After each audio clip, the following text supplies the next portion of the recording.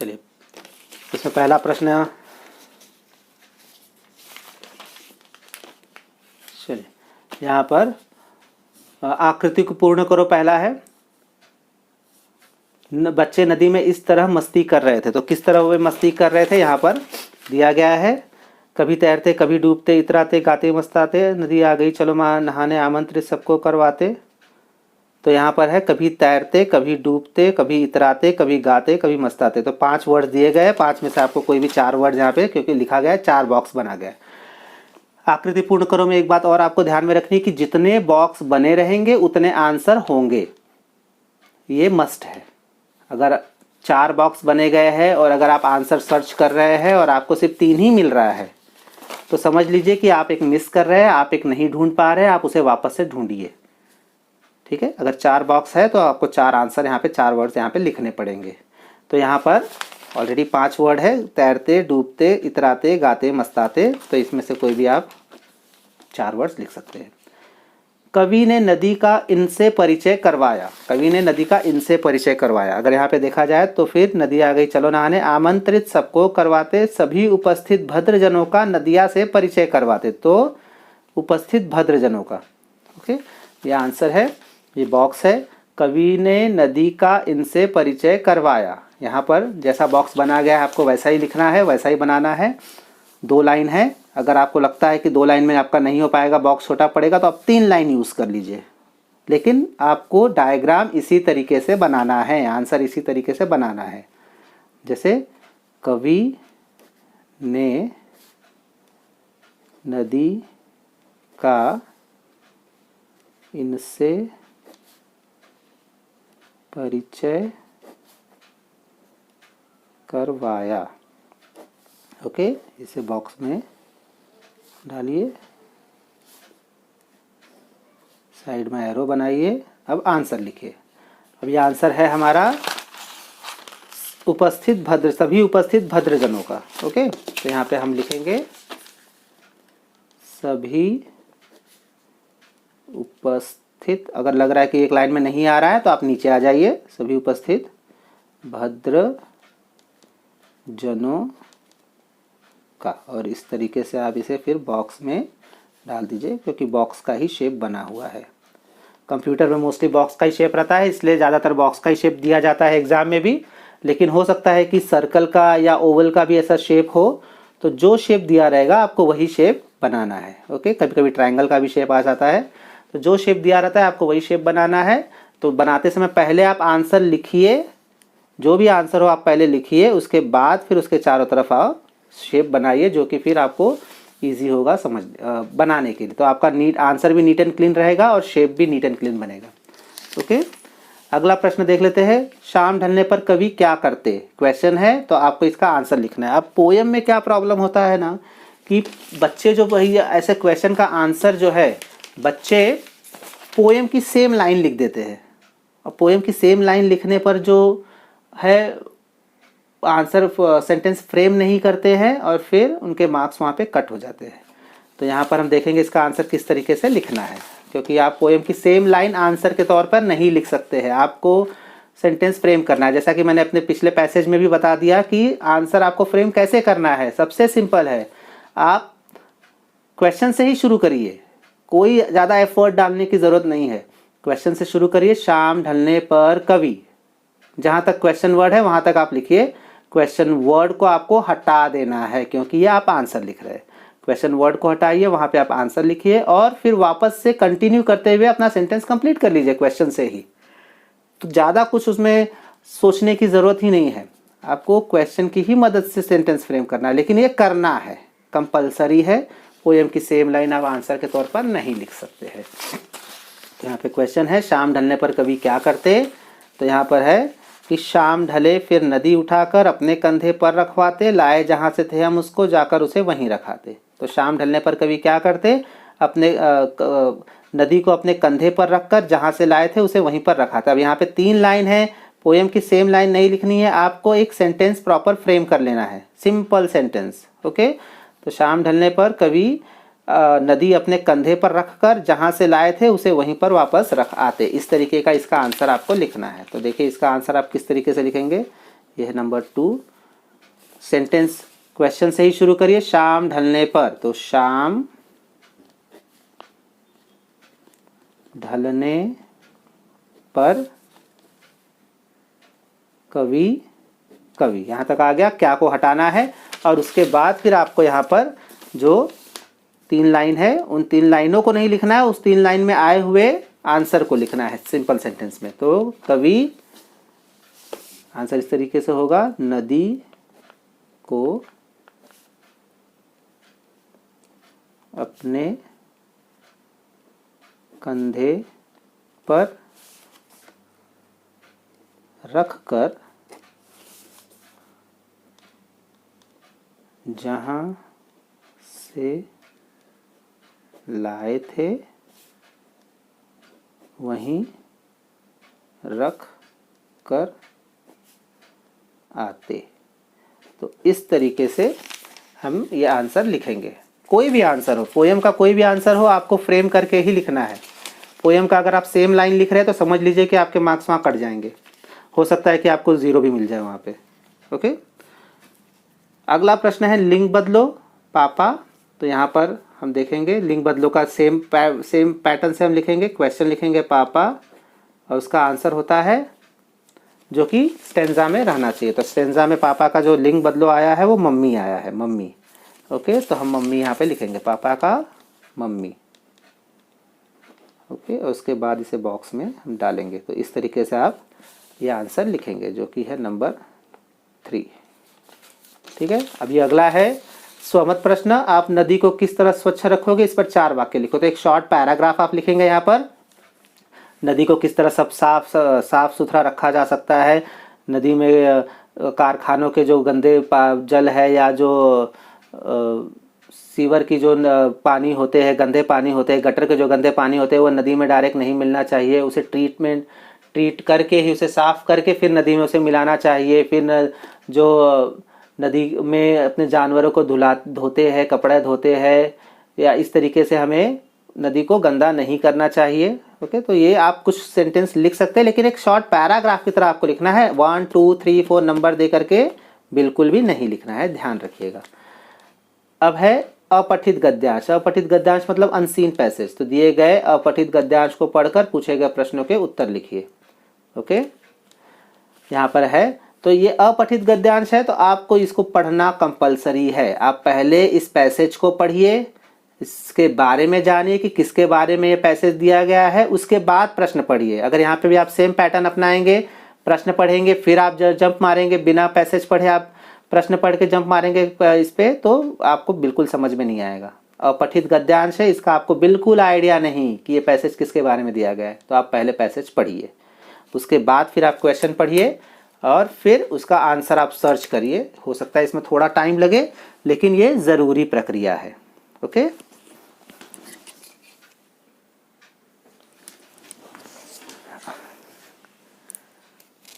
जैसा कि हम यहाँ पे आप देख लेते हैं, हर स्वतंत्र देश का अपना झंडा होता है। भारत का राष्ट्रीय झंडा है। तिरंगे को लहराता देखकर हमारा हृदय खुशी से नाच उठता है। तिरंगे में 3 रंग होते हैं, सबसे ऊपर केसरी, बीच में सफ़ेद और नीचे हरा रंग। बीच के सफ़ेद भाग में अशोक चक्र होता है। केसरी रंग त्याग और बलिदान का सूचक है। सफ़ेद रंग शांति का संदेश देता है। हरा रंग देश की सुख समृद्धि का प्रतीक है। अशोक चक्र सब धर्मों के प्रति हमारे समभाव को दर्शाता है। राष्ट्रीय त्योहारों के दिन सरकारी इमारतों पर राष्ट्रध्वज फहराया जाता है। हमारा राष्ट्रध्वज हमारे गौरव का प्रतीक है, इसे हम कभी झुकने नहीं देंगे। तो जैसा कि पैसेज पढ़ के समझ में आता है कि हमारे तिरंगे झंडे के बारे में है, झंडे के बारे में बताया गया है, सारा इन्फॉर्मेशन दिया गया है। ठीक है, अब हम प्रश्न पढ़ लेंगे। तिरंगे में कौन से 3 रंग होते हैं? तो कौन से 3 रंग होते हैं? तिरंगे में 3 रंग होते हैं, सबसे ऊपर केसरी, बीच में सफ़ेद और नीचे हरा। तो ये इसका आंसर है। हम इसका आंसर क्वेश्चन से ही फ्रेम करेंगे। तिरंगे में सबसे ऊपर केसरी, बीच में सफ़ेद और नीचे हरा रंग होते हैं। तो यहाँ पर हम क्वेश्चन वर्ड हटाएंगे और आंसर यहाँ पे फिट करके सेंटेंस को कंप्लीट करेंगे। ठीक है, इस तरीके से हम इसे लिखेंगे। सेकंड क्वेश्चन है सफ़ेद रंग क्या संदेश देता है? तो सफ़ेद रंग क्या संदेश देता है? बीच के सफ़ेद भाग में अशोक चक्र होता है, यहाँ होगा। सफ़ेद रंग शांति का संदेश देता है, ये आंसर है इसका। तो सफ़ेद रंग क्या संदेश देता है? सफ़ेद रंग शांति का संदेश देता है। इस तरीके से हम आसानी से इसका आंसर लिख सकते हैं। हो सकता है कभी कभी आपको वर्ड टू वर्ड भी यहाँ मिल जाए, लेकिन हमेशा वर्ड टू वर्ड आपको पैसेज में नहीं मिलेगा। तो एक आदत बना लिया जाए कि हम जब भी आंसर लिखेंगे हम प्रश्न की मदद से ही आंसर लिखेंगे। अगर ये आदत बना करके आप क्वेश्चन सॉल्व करेंगे, आंसर लिखेंगे, फ्रेम करेंगे तो ईजी रहेगा। अशोक चक्र क्या दर्शाता है? तो यहाँ पर है कि अशोक चक्र सब धर्मों के प्रति समभाव को दर्शाता है। अशोक चक्र सब धर्मों के प्रति समभाव को दर्शाता है। ओके, तो इस तरीके से हम इसका आंसर लिखेंगे। हमारा राष्ट्रध्वज किसका प्रतीक है? तो हमारा राष्ट्रध्वज हमारे गौरव का प्रतीक है, हमारे गौरव का। ओके, हमारा राष्ट्रध्वज हमारे गौरव का प्रतीक है। इस परिच्छेद को उचित शीर्षक दो। तो इस तरीके का जो अपठित गद्यांश होता है, अनसीन पैसेज, उसमें लास्ट क्वेश्चन हमेशा ये शीर्षक वाला रहता है। शीर्षक का अर्थ होता है टाइटल। टाइटल, तो आपको टाइटल यहाँ पे लिखना है और टाइटल के लिए आपको 1 मार्क मिल जाएगा। तो ये जो अनसीन पैसेज होता है 5 मार्क्स का रहता है, बहुत ही सिंपल होता है। ओके, इसे आपको कभी भी नहीं छोड़ना है, इसे आपको हमेशा करना है। स्कोरिंग है, आपको 5 आउट ऑफ 5 पूरा मार्क्स यहाँ पे मिलता है। ओके, तो आपको ये कभी नहीं छोड़ना है। ये उन लोगों के लिए ज़्यादा हेल्पफुल है जो पास होने के लिए स्ट्रगल करते हैं, जिन्हें पास होने के लिए 1-1 मार्क की ज़रूरत होती है, उन लोगों के लिए बहुत ही ज़्यादा ज़रूरी होता है। तो आप आकृति लिखिए, आप अपठित गद्यांश करिए और इस तरीके के प्रश्न करके आप आसानी से पास हो सकते हैं। तो ये बहुत ही इंपॉर्टेंट फैक्टर हो जाता है पास होने के लिए। मार्क्स भी बढ़ाने के लिए, मैक्सिमम मार्क्स जिसको लाना है उसके लिए भी बहुत इंपॉर्टेंट फैक्टर, तो उनके लिए तो 1-1 मार्क इंपॉर्टेंट हो जाता है सब जगह का। तो ये एक बहुत ही स्कोरिंग है सबके लिए। ओके, तो इसमें आसानी से आप 5 आउट ऑफ 5 ले सकते हैं। लास्ट क्वेश्चन हमेशा ध्यान में रखिए, शीर्षक। शीर्षक का अर्थ होता है टाइटल। तो आपको सिर्फ यहाँ पे एक टाइटल लिखना है। अभी यहाँ पे जैसे यहाँ पे है, ये झंडे के बारे में है, तो आप यहाँ पे लिख सकते हैं कि हमारा तिरंगा झंडा, ये टाइटल आपका हो गया। या हमारा राष्ट्रीय ध्वज, कोई भी टाइटल आप लिख सकते हो। तो इस तरीके का टाइटल आपको सिर्फ लिखना है। ओके, अगला देख लेते हैं, ग्रामर पार्ट है। कोष्टक में दी गई सूचना के अनुसार उत्तर लिखिए। तो यहाँ पे प्रश्न दिया गया है, पिताजी पत्र लिख रहे हैं। ओके, यहाँ पर आपको क्या करना है, संज्ञा पहचान कर उसके प्रकार लिखिए। संज्ञा का अर्थ होता है नाउन।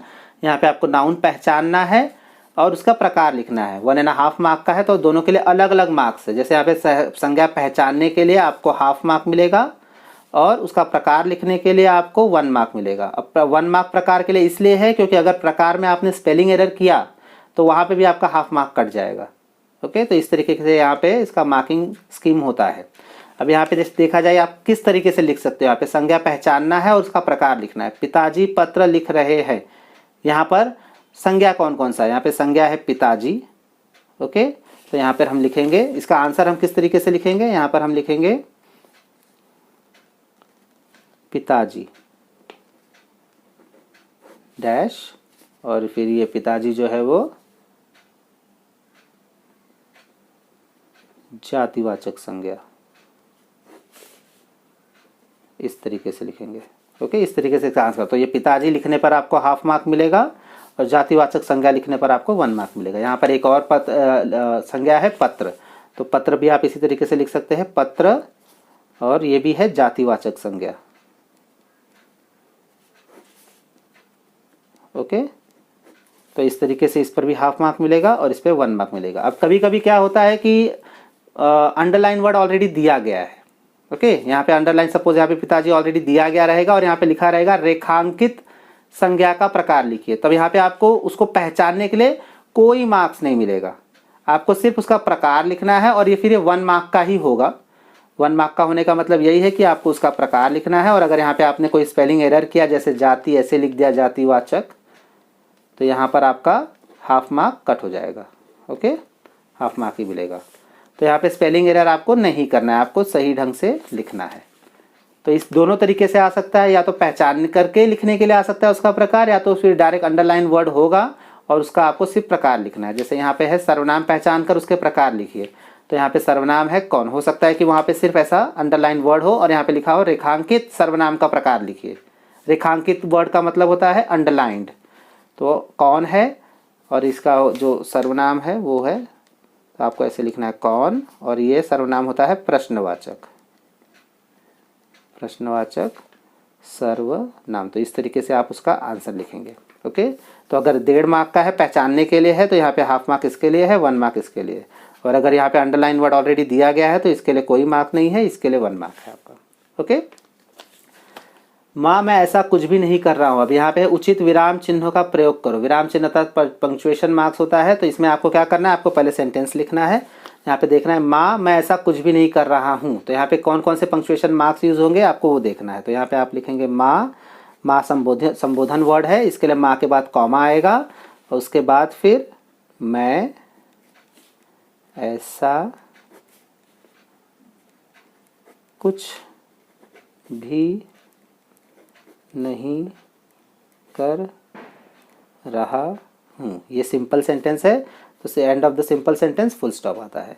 तो यहाँ पे इसके लिए आपको मिल जाएगा हाफ मार्क, और इसके लिए आपको मिल जाएगा हाफ मार्क। ओके, तो इस तरीके से इसका मार्किंग स्कीम होता है पंक्चुएशन मार्क्स का। अब जैसे कि यहाँ पे 2 है, और अगर यहाँ पे दिया है संज्ञा पहचान कर लिखने के लिए, तो आपको कोई एक करना है, किसी एक पे आपको मार्क्स मिलेगा, दोनों पे आपको मार्क्स नहीं मिलेगा। तो अगर आप दोनों करते हैं तो चलो ठीक है, सेफर साइड, अगर एक रॉन्ग हुआ तो दूसरे पे आपको मार्क्स मिल सकता है। ओके, और अगर अंडरलाइन है तो जो अंडरलाइन वर्ड है आपको उसी का लिखना है और किसी का नहीं लिखना है। जो ग्रामर वाला पार्ट है, उस ग्रामर वाले पार्ट में मुहावरे वाले प्रश्न भी आ सकते हैं। जैसा जोकर पार्ट में से बहुत सारे मुहावरे हैं, और हर पार्ट के अंत में कुछ मुहावरे दिए रहते हैं, पार्ट के बीच में भी कुछ मुहावरे रहते हैं। तो मुहावरों का अर्थ लिखकर अपने वाक्य में प्रयोग करो, इस तरीके के प्रश्न भी पूछे जा सकते हैं। अब इस प्रश्न लास्ट ईयर के पेपर में ऐसा नहीं पूछा गया था, लेकिन पहले के पेपर्स में ऐसे पूछे गए हैं। ओके, तो उस तरीके से क्वेश्चंस पूछे जा सके। जैसे कि आप यहाँ पर देख सकते हैं, किसी एक मुहावरे का अपने वाक्य में प्रयोग करो। यहाँ पे अर्थ नहीं पूछा, लेकिन अर्थ लिख करके अपने वाक्य में प्रयोग करो, इस तरीके से भी प्रश्न पूछे जा सकते हैं। ओके, तो उसके लिए आपको लेसन पढ़ना है, और लेसन के बीच में जो मुहावरा दिया गया है, या लेसन के अंत में जो शब्द वाटिका बॉक्स होता है उसके अंदर जो मुहावरा मीनिंग के साथ दिया रहा है, या जोकर पार्ट में बहुत सारे मुहावरे मीनिंग के साथ दिया गया है, कहावत मीनिंग के साथ दिया गया है, तो आपको वो पढ़ना है इस ग्रामर के लिए, जिसमें कि मुहावरे और कहावत का अर्थ लिखकर अपने वाक्य में प्रयोग करने के लिए आएगा। तो जब इस तरीके के प्रश्न आएंगे तो अर्थ पर 1 मार्क्स होगा, और वाक्य लिखने पर 1 मार्क होगा। तो इस तरीके से 1 मार्क डिवाइड किया गया रहेगा, अगर वो 2 मार्क्स का है तो। ओके, और अगर सिर्फ सेंटेंस बनाने के लिए आया है तो फिर वहाँ पे सिर्फ वो 1 मार्क का ही होगा। जैसे कि यहाँ पर हमने एक एग्जाम्पल देखा, सिर्फ सेंटेंस बनाने का जो था, मजाक इस वाक्य शब्द का अपने वाक्य में प्रयोग करो। ओके, लेकिन मुहावरे का जो है मोस्टली अर्थ लिख करके अपने वाक्य में प्रयोग करने के लिए आता है, तो आपको वो भी प्रिपेयर करना है। तो इस तरीके से ग्रामर आएगा। उसके बाद फिर किसी एक विषय पर 10 से 12 वाक्यों में निबंध लिखो। निबंध ऐसे राइटिंग है ये। स्वच्छता का महत्व, वर्षा ऋतु, मेरी प्रिय सहेली। तो इस तरीके का कोई भी टॉपिक आ सकता है, और कोई भी ऐसे लिखने का सबसे बेस्ट तरीका होता है 3 पैराग्राफ में लिखना। 3 पैराग्राफ जो डिवाइड होता है वो इंट्रोडक्शन, बॉडी और कंक्लूजन, इस तरीके से डिवाइड होता है। इंट्रोडक्शन अर्थात होता है प्रस्तावना। जो भी टॉपिक आप सेलेक्ट कर रहे हैं, आप उसके बारे में आपको थोड़ा सा जानकारी लिखनी है, कि उसकी प्रस्तावना लिखनी है कि वो किस तरीके किस टॉपिक के बारे में आप शुरुआत करने जा रहे हैं। ओके, तो जो प्रस्तावना रहती है वो 3 से 4 लाइन की रहती है। उसके बाद फिर दूसरा जो पार्ट आता है वो बॉडी का पार्ट आता है। बॉडी अर्थात विषय वस्तु हिंदी में कहते हैं उसे। उसके अंदर आपको सारा इन्फॉर्मेशन लिखना है उसके बारे में, जो भी टॉपिक आप सेलेक्ट कर रहे हैं तो उसके बारे में सारा इन्फॉर्मेशन रहेगा। ये 8 से 10 लाइन का होना चाहिए। और उसके बाद फिर लास्ट पैराग्राफ जो है वो कंक्लूजन रहता है, उसे उपसंहार बोलते हैं हिंदी में, कंक्लूजन।